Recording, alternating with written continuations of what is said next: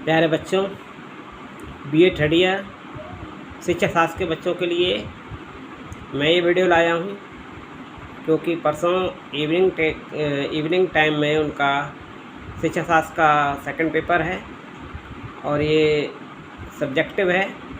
इसमें उन्हें बहुत सभी प्रश्नों के उत्तर डिटेल्स में देने होंगे। तो मैं ये बताना चाहता हूँ कि ये पेपर जो है शिक्षा में मापन, मूल्यांकन एवं सांख्यिकी का है। तो शिक्षा में इन सब चीज़ों का बहुत ही योगदान है। तो इसके संबंध में जो निबंधात्मक क्वेश्चंस आएंगे, विवरणात्मक क्वेश्चंस आ सकते हैं या उनकी व्याख्या के बारे में पूछा जा सकता है। प्रश्नों की लघु प्रश्न है, अति लघु उत्तरीय प्रश्न है, ये सभी प्रश्नों का समावेश इस परीक्षा में उनको मिलेगा और ये परीक्षा का समय 3 से 6 होगा ये थर्ड ईयर के बच्चे के लिए। तो मैं कुछ अपडेट्स दे रहा हूँ, थोड़ा सा उनको गाइडेंस दे रहा हूँ कि वो इन तथ्यों को ध्यान में रखते हुए अपने पेपर की तैयारी करें। तो सबसे पहले शिक्षा में मापन एवं मूल्यांकन को समझना होगा कि हम देखते हैं कि शिक्षा जो है कंटिन्यूस चलने वाली एक ऐसी प्रक्रिया है कि जिसका कोई अपना एक उद्देश्य मान के चलते हैं। तो इसमें और एक गतिशील है, गत्यात्मक रूप में है। तो हम ये कह सकते हैं कि शिक्षा एक सतत सउद्देश्य और गत्यात्मक प्रक्रिया है और इसका ये प्रक्रिया सही चल रही है या गलत चल रही है, इसको समझने के लिए आपको इसके मापने के तरीक़ों को देखना पड़ेगा, उसका मूल्यांकन करना पड़ेगा। तो इसी चीज़ों को समझाने के लिए बीए थर्ड ईयर के बच्चों को ये सिलेबस में रखा गया है कि भविष्य में जीवन में जब आप आगे बढ़ेंगे तो आपको पता होना चाहिए कि हम जो कर रहे हैं उसका वैल्यू क्या है, अगर वो वैल्यूबल है या नहीं है, तो वो रिलायबल है या नहीं, उसकी वैलिडिटी है या नहीं। ये सब भी तथ्यों को ध्यान में रख कर के ही आप भविष्य का अपने निर्धारण कर सकते हैं। और इसीलिए और इन्हीं सब उद्देश्यों को ध्यान में रखने के बाद ही हम बालक के जो व्यक्तित्व है उसका सर्वांगीण विकास कर सकते हैं। तो जो बालक के अंदर जन्मजात शक्तियाँ हैं, जो उनके व्यक्तित्व संबंधी जो शैक्षिक अवलेखों के साथ विद्यालय की व्यवस्था है, पाठ्यक्रम, शिक्षण विधियाँ और जो अध्ययन की शैली है, परीक्षा प्रणाली है, इन सभी से संबंधित तथ्यों की जानकारी वो अपने जीवन में प्राप्त करते हैं और इसी के आधार पर जो भी उनकी लाइफ में समस्याएं आती हैं और उन्हीं पर उन समस्याओं को निदान करने के लिए वो उचित निर्णय लेते हैं। तो उसके लिए उन्हें मापन और मूल्यांकन जैसे तथ्यों का प्रयोग करना पड़ता है, उसको समझना पड़ता है। तो मापन बहुत ही महत्वपूर्ण है और यह हमारी सभ्यता का महत्वपूर्ण मापन है। ये मेन चीज़ इसमें क्या है कि जैसे कि अगर आप पूरी समय चक्र को देखते हैं तो वर्ष में से लेकर के वर्ष से अगर हम देखते हैं तो घंटे हैं, मिनट हैं, सेकंड हैं, पल, इन सब चीज़ों से हम समय का मापन कर सकते हैं। तो ये एक एग्जाम्पल था और इस तरीके से हम मापन के अर्थ को अगर हम समझने की स्टार्टिंग शुरू करते हैं तो सबसे पहले हम मापन के अर्थ इस आपके सिलेबस के अकॉर्डिंग अगर आप मापन के सिस्टम को समझना चाहते हैं तो सबसे पहले हम मापन के अर्थ को समझना चाहेंगे। तो मापन क्या है? एक ऐसा निरपेक्ष शब्द है जिसकी व्याख्या बहुत सरल नहीं है। इसकी व्याख्या करने के लिए आपको इसमें प्रदत्त अंकों का जो वर्णन है उनको भी यूज करना पड़ता है। मापन के द्वारा हम किसी भी वस्तु का शुद्ध एवं वस्तुनिष्ठ रूप से वर्णन करते हैं। अर्थात हम ये कह सकते हैं कि अगर मापन की अगर पूछ दिया जाए हमसे कि मापन क्या है, तो अगर हम अपनी कॉपी में अगर लिखेंगे तो हम लिखेंगे कि किसी निश्चित इकाइयों में वस्तु या गुण के प्रमाण का पता लगाना। अर्थात कितनी निश्चित इकाइयाँ हैं हमारे पास। भाई हम किसी भी इकाई का अध्ययन करने चलते हैं तो हम पहले इकाई निश्चित कर लेते हैं। तो किन्हीं भी निश्चित इकाइयों, तो पहला पॉइंट हमको ये देखना है। और उसमें इकाइयाँ किसकी होंगी? किसी वस्तु की होंगी।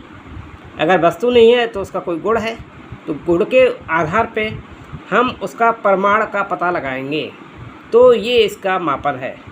तो ये मानवीय मन के विभिन्न पक्षों और गुणों के संबंध में भी उतना ही सत्य है जितना कि हम भौतिक गुणों के हिसाब से भी अगर समझना चाहते हैं तो थॉर्नडाइक एक महान शिक्षा शास्त्री हुए और उन्होंने बताया कि प्रत्येक वस्तु को जरा सी जिसकी सत्ता अगर है, कोई भी वस्तु अगर है इस प्रकृति में और उसकी जरा सी भी सत्ता है अगर, तो वो किसी न किसी परमाणु में उसकी सत्ता आ जाएगी। जो कोई भी वस्तु जिसकी परमाणु में सत्ता आ जाती है तो ये कह सकते हो कि वो मापन के योग्य है। अब मैं इसको आगे समझा सकता हूँ आपको कि आखिर ये है क्या। तो मापन को हम विवरण के आधार पे हम प्रस्तुत करते हैं। तो मापन वस्तुओं की श्रेणी को सबसे पहले प्रदर्शित करता है कि वस्तुओं की श्रेणियाँ क्या है। सबसे पहला पॉइंट, मापन संख्याओं की भी श्रेणियों को प्रदर्शित करता है। तो मापन क्या करता है, वस्तुओं की श्रेणी प्रकट करता है, मापन संख्या की श्रेणियों को प्रदर्शित करता है और वस्तुओं को अंक प्रदान करने वाले नियमों को प्रदान करता है।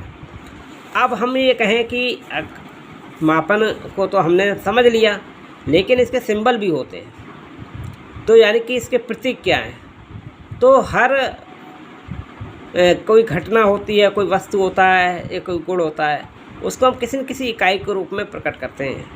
जैसे कोई वस्तु है, जैसे हम ग्राम में, किलोग्राम में, अगर हम डिस्टेंस को देखना चाहते हैं, दूरी को देखना चाहते हैं, तो जैसे किलोमीटर में, मीटर में। ऐसे ही कोई द्रव्य है तो उस द्रव्य को हम लीटर, मिलीलीटर में हम माप लेते हैं। तो ये जो है एक तरीके के, अब हम समझना चाहेंगे मापन के आयाम क्या होते हैं। तो किसी भी तत्व के बहुत सारे पक्ष होते हैं। किसी भी तत्व का हम अगर अध्ययन कर रहे हैं तो बहुत सारे आयाम हैं, जैसे उसके अवयव हैं, उसके गुण हैं, उसकी क्या कंडीशंस हैं, ये सब ये उसके आयाम कहलाते हैं। और आयामों का ही मापन हम करते हैं। जैसे कि हमने एक आयाम ले लिया, वस्तु विद्यार्थी की आयु और लंबाई। अगर हम विद्यार्थी के बारे में जानना चाहते हैं तो हमारे यहाँ किस लंबाई का, किस आयु का, किस वजन का और किस विषयों का ज्ञान रखने वाला छात्र है। और इसमें हम बुद्धि लब्धि के बारे में जानना चाहते हैं तो एक है बुद्धि लब्धि शब्द। तो मैं इसको आगे बताऊंगा कि बुद्धि लब्धि क्या है। तो इससे आपके दिमाग को हम मापने का प्रयास कर सकते हैं। शिक्षा के क्षेत्र में मापन के प्रकारों के बारे में अगर हम देखते हैं तो मापन को हम दो इम्पोर्टेंट भागों में बांट देते हैं। एक तो हमारा मानसिक मापन होता है, दूसरा भौतिक मापन होता है। मानसिक मापन में हम विभिन्न मानसिक क्रियाओं को नापने की कोशिश करते हैं। जैसे कि हम बुद्धि, मानसिक रूप से बुद्धि का कोई जो भौतिक मापन है उस तरीके से तो मापन कर नहीं सकते हो। तो इसके लिए हम क्या करते हैं, रुचि है, इसकी अभियोग्यता है, उपलब्धि है, इन सभी के द्वारा हम उसका मापन मानसिक घटनाओं का करते हैं। तो इसी के लिए शिक्षक क्या करता है, जो श्रेष्ठ होता है, श्रेष्ठता के आधार पे वो कहता है कि तुम श्रेष्ठ हो, कि तुम मध्यम हो या निम्न, इस तरीके से मानसिक मापन का। लेकिन ये एक तुर्थ है कि मानसिक मापन का कोई भी वास्तविक शून्य बिंदु नहीं होता है। जबकि आप भौतिक राशियों में देखेंगे कि अगर हम लंबाई को नाप रहे हैं तो 0 से लेकर के 5 सेंटीमीटर चले गए, 10 सेंटीमीटर, मतलब 0 से स्टार्टिंग है एक तरीके से। लेकिन मानसिक रूप में 0 की वास्तविक शून्य बिंदु नहीं होता है मापन में। लेकिन मापन की इकाइयाँ भी एक समान नहीं होती मानसिक रूप से। देखिए, अगर आप एक साल के बच्चे को देखते हैं, एक 0 साल का बच्चा है, पैदा हुआ, वो 1 साल तक रहता है। अब इसी के बाद में 1 साल के बाद दूसरी साल का बच्चा है। इनका रेशियो तो 1/2 यानी कि दूने का हो गया। अंतर भी दोनों के बीच में 1 साल का ही है। लेकिन यहीं पर अगर आप देखेंगे एक 10 और 11 साल का बच्चा है, तो 10 और 11 साल के बच्चे के बीच में मानसिक रूप से सोचने की शक्तियाँ, बहुत सारी बातें उनकी कॉमन सी हो सकती हैं। लेकिन जो डिफरेंस 1 साल के बच्चे और 2 साल के बच्चे की सोच में हो जाएगा, वो 13 साल और 14 साल वाले में डिफरेंस नहीं होता। तो यानी कि हम देख सकते हैं कि मापन की स्थिति जो है वो आत्मनिष्ठ भी है और इसका जो मापन हम कर सकते हैं वो आंशिक रूप से ही कर सकते हैं, कंप्लीटली नहीं कर सकते। जबकि भौतिक में हम बता चुके हैं वास्तविक शून्य मूल्य होता है। भौतिक मापन की सभी इकाइयाँ रेशियो में भी होती हैं और समान दूरी भी होती है उसमें। इसके अलावा मापन के स्तर और मापनियों के बारे में अगर हम जानना चाहते हैं तो मापन क्वेश्चन आ जाए कि मापन के स्तरों के बारे में बताइए कि लेवल्स हैं क्या, स्केल्स क्या हैं मेजरमेंट के। तो एक बुक लिखी गई थी on the theory of scales of measurement. On the theory of scales of measurement के बारे में एस स्टीवेंस बताते थे कि मापन 4 स्तरों में है। अगर आप एस स्टीवेंस के बारे को आप एग्जाम्पल देते हैं और उनके हिसाब से आप बताना चाहते हैं मापन के स्तरों को, तो आप कह सकते हो ये 4 लेवल हैं उनके द्वारा बताए हुए। एक है एन ओ नो, यानी कि आपको चारों पॉइंट के पहले अक्षर समझ लेने हैं। N O no, I R. N का मतलब है नॉमिनल, ओ का मतलब है ऑर्डिनल, यानी कि नॉमिनल का मतलब है किसी को नॉमिनी कर दिया, नामित कर दिया गया। तो इस स्तर से अगर हम करते हैं नो, मीनल नॉमिनल हो गया यानी कि नामित हो गया। ऑर्डिनल का मतलब होगा क्रमिक रूप से। तो ये आपका एक क्रम के द्वारा, क्रम के बाद क्रम। और तीसरा है यानी एन और ओ के बाद नो, पहला हेडिंग हो गया नो, एन का पहला, ओ का दूसरा, यानी कि नॉमिनल ऑर्डिनल। और थर्ड पॉइंट आ जाता है आई का मतलब इंटरवल। तो अंतराल के हिसाब से तीसरा पॉइंट हो गया अंतराल के हिसाब से। और चौथा पॉइंट आपका हो गया रेशनल, यानी कि रेशियो लेवल स्केल, यानी कि आपका अनुपात के स्तर से भी मापन होता है। तो अब आपको जब ये 4 हेडिंग आपको मिल गए, N O I R, nominal, ordinal, interval और रेशनल, तो ये 4 आपको लेवल मिल गए। इन चारों का आगे लेवल लगा दीजिए। इस तरीके से एस स्टीवेंस ने इसको डिफाइन करने की कोशिश की, मापन के स्तरों की मापन स्तरों को बताने की कोशिश की। अब इसी को थोड़ा सा आपको डिटेल में आपको आंसर देना होगा, क्योंकि व्याख्यात्मक रूप से प्रश्न के उत्तर हैं। तो नामित स्केल में आप लिख सकते हो कि हम नामित स्केल के मापन में क्या कर सकते हैं, मात्र कक्षा है, क्लास है या कोई एक समूह है की संख्याओं का हम प्रयोग करते हैं नामित रूप में। एक एग्जाम्पल दे सकते हो अपनी कक्षा के बारे में, अपने बच्चों के समूह के बारे में, उसमें हम क्या कहेंगे, उसमें संख्या बताते हैं। तो ये आपका इसका एग्जाम्पल हो गया। और इसमें आप दे सकते हो दूसरा, इसमें थोड़ा सा डिटेल भी लिखना है, इतने से काम नहीं चलेगा। तो आप लिख देना कि ऐसे एक समूह में सभी समान व्यक्ति मौजूद हैं, सभी लड़के मौजूद हैं। एक दूसरा समूह बनाया है तो उसमें स्त्रियों का समूह बनाया है और उसमें लिंग भेद के आधार पर बच्चों, लड़के लड़कियों के समूह को बांटा है। कभी कभी हम लोग निवास के आधार पर भी कि ग्रामीण इलाके में बच्चे रहते हैं कि शहरी इलाके के बच्चे हैं, या हम ये कह सकते हैं कि अगर व्यवसाय के हिसाब से भी हम बांट सकते हैं बच्चों को कि इनके पिता सर्विस करते हैं, टीचर हैं, इनके पिता जो हैं, इन बच्चों के पिता वकील हैं, इन बच्चों के पिता राजनीतिज्ञ हैं, इनके पिता किसान हैं। तो उन बच्चों को इस तरीके से भी हम, तो इसमें आप नामित स्केल में इस तरीके से आप इसमें बात को लिख सकते हैं और बड़ा चढ़ाकर उतना लिखिए, तो आपका 1-2 पेज इसमें भर जाएगा। आपको प्रश्न को समझना है और कोई ज़्यादा इसमें हपड़ छपड़ के चक्कर में नहीं पड़ना, बहुत सिंपल तरीके से समझते हैं। दूसरा था, हमने आपको बताया था कि ऑर्डिनल यानी क्रमिक, क्रम के हिसाब से क्रमिक।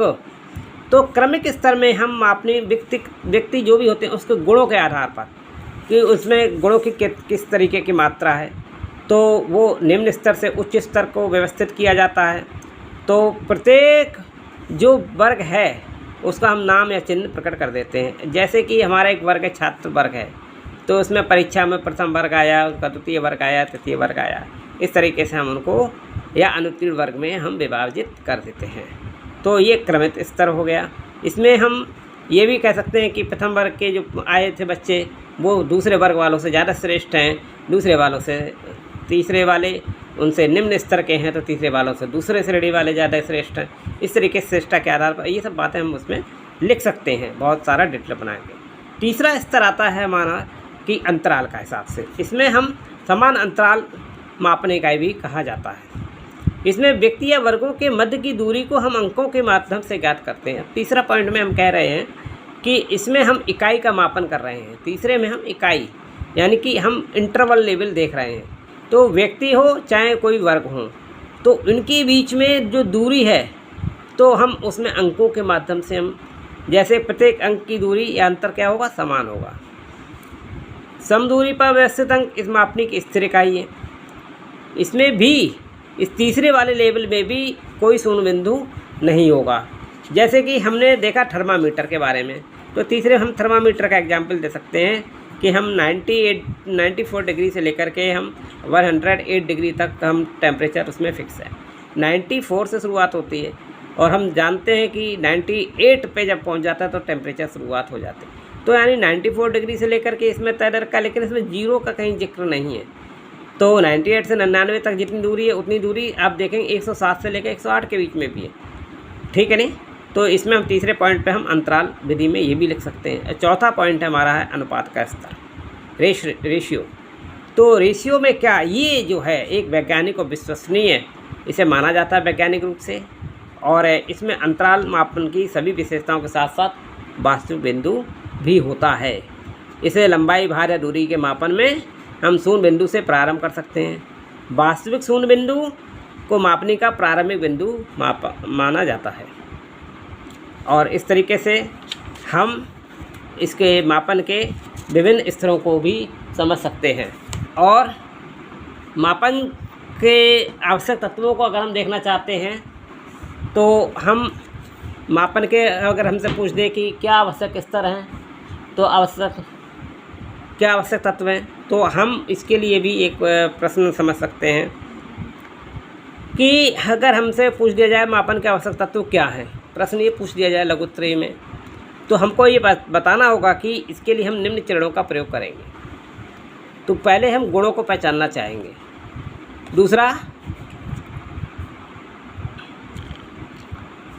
दूसरा जो है गुण को अभिव्यक्त करने वाली जो इसमें ऑपरेशंस, हम संक्रियाओं को हम लगाते हैं, तो उसके बारे में हम समझना चाहेंगे। गुणों को मात्रात्मक रूप, तो अब हमसे पूछ दिया जाएगा मापन के आवश्यक तत्व क्या हैं, तो उसको भी पहचानने के लिए आपको इसके हेडिंग्स को याद करना पड़ेगा। 3 हेडिंग्स हैं इसके इम्पोर्टेंट। गुणों को पहचानना, गुण को अभिव्यक्त करने में जो हमें संक्रियाओं को हम प्रयोग करते हैं, ऑपरेशंस को लगाते हैं, वो। तीसरा, गुणों की मात्रा के रूप में प्रयोग करना, तो गुणों को पहचानना।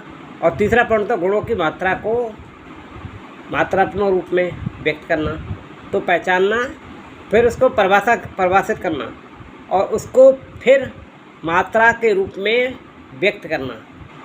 और अभिव्यक्त कर रहे हैं अगर हम, तो उसमें कौन सी संक्रियाओं का हम प्रयोग कर रहे हैं, 3 ही बातें इसमें हैं। तो सबसे पहले हम किसी बात के गुण पहचान लेते हैं कि जैसे उसका भौतिक गुण है, लंबाई है, चौड़ाई है, ऊंचाई है, ये सब हम पहचान लेते हैं। तो उसको गुण को व्यक्त करने के लिए अब हमें संक्रिया की ज़रूरत पड़ती है। तो मापे जाने वाले गुण को परिभाषित करते समय उसमें प्रयुक्त होने वाले जो भी संक्रियाएं हैं, क्योंकि संक्रिया का उदाहरण हम कैसे समझ सकते हैं, संक्रिया का मतलब इसमें अंतःक्रिया एक होगी, जो आपका रिलेशन है, जो भी चीज़ को हम यूज कर रहे हैं। कैसे हम बुद्धि को हम अमूर्त चिंतन की योग्यता रूप में परिभाषित करते हैं, यानी बुद्धि हमें उसकी मूर्ति तो है नहीं, तो वो अमूर्त है। तो अगर हम उसका चिंतन करने की योग्यता रखते हैं तो उसको हम इस रूप में परिभाषित करते हैं। और हमें बुद्धि का शाब्दिक परीक्षण, जिसमें हम अमूर्त चिंतन से संबंधित समस्याएं हैं, वो करते हैं हम शाब्दिक रूप से, तो इसे हम बुद्धि का शाब्दिक परीक्षण बोलेंगे। और इसी प्रकार किसी गुण की परिभाषा करते हुए जब हम जिन संक्रियाओं का वर्णन करते हैं और संक्रिया में प्रयोग से पूर्व उस गुण की क्रियात्मक परिभाषा देते हैं। और गुणों की मात्रा के रूप में व्यक्त करते हैं, तो भौतिक मापन, जैसे हम मेज की लंबाई को जान सकते हैं, व्यक्ति की हाइट को पहचान सकते हैं, उसके लिए हम इंच का, फिट का जो भी प्रयोग करते हैं, इस तरीके से होता है। अब आता है हमारा बहुत इम्पोर्टेंट चीज़, जो हमारा चैप्टर है मूल्यांकन। तो इसमें मापन के साथ उसका मूल्यांकन बहुत ज़रूरी है, इवैल्यूएशन भी बहुत ज़रूरी है। जीवन के प्रत्येक क्षेत्र में मूल्यांकन का महत्व है। इसे जाने अनजाने, चेतन और अचेतन किसी भी रूप में आप